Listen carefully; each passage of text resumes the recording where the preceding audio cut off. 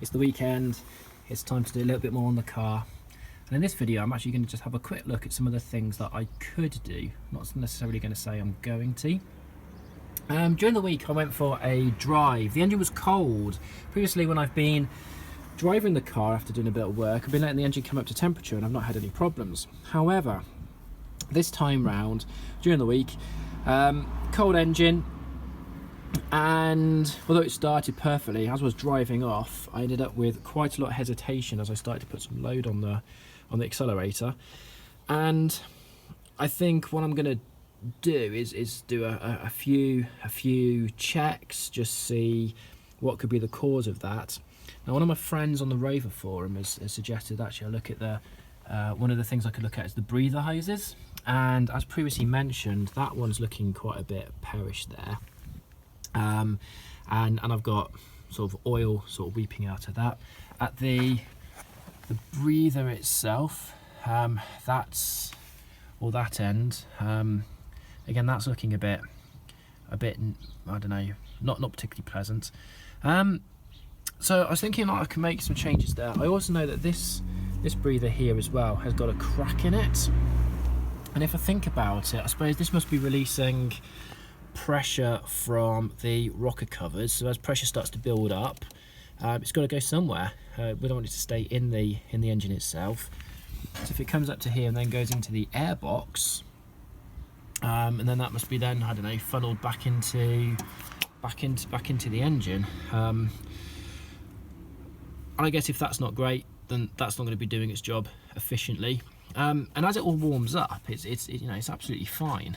But obviously, if I'm going to drive the car and parking a, like say, a multi-story, I can't let the engine just sit there for 5 minutes choking everybody while I, you know, before I drive off.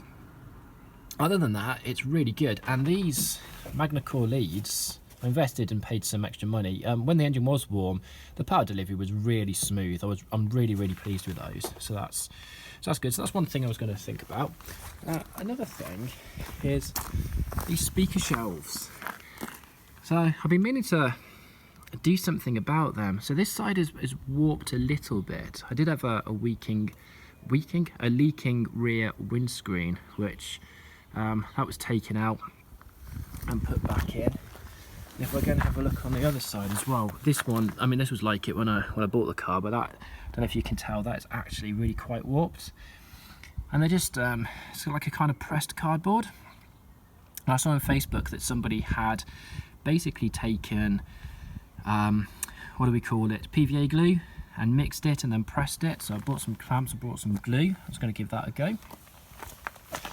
And then last of all, one of my many fixes that I have done in the past was replacing this window regulator, which is in here because the window had dropped.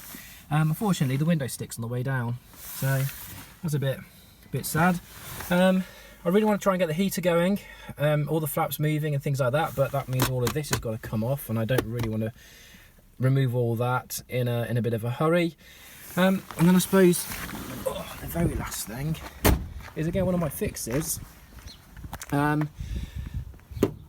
was never able to actually use a key on the back of the boot to replace the barrel.